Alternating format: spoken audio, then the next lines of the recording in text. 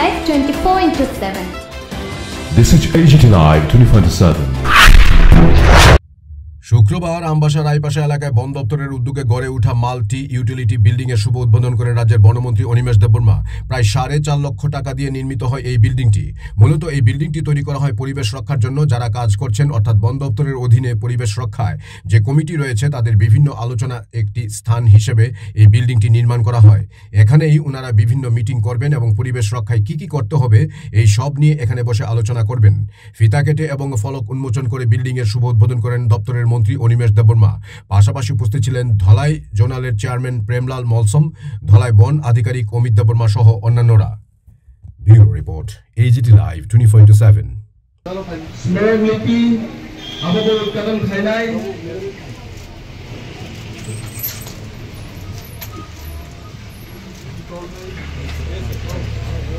বেলায় বেলায় নো হামবাই চিনি চিনি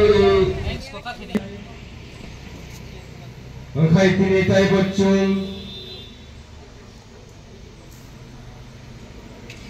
চিনি হরেবেল মিনিস্টার para otro এলাকানি বাগল কাইসা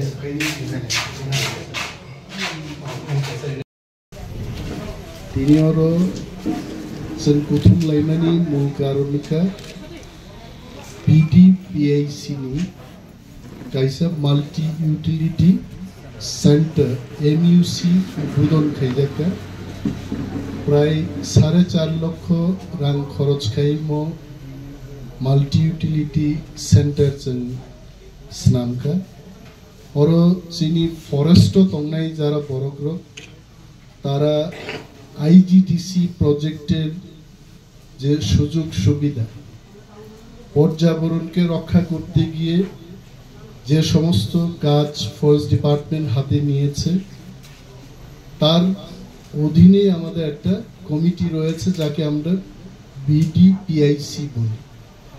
তো বিডিপি কমিটির সদস্যরা এখানে মিটিং করবেন, আলোচনা করবেন এবং এই কমিটির অন্তর্গত যে সমস্ত এলাকায় গাছ লাগানো, চেক ড্যাম তৈরি করা এবং পরিবেশকে আরো কিভাবে অক্সিজেন ভরপুর অবস্থায় রাখা যায় তার ব্যবস্থাপনায় এই BDPIC তারা কাজ করবে।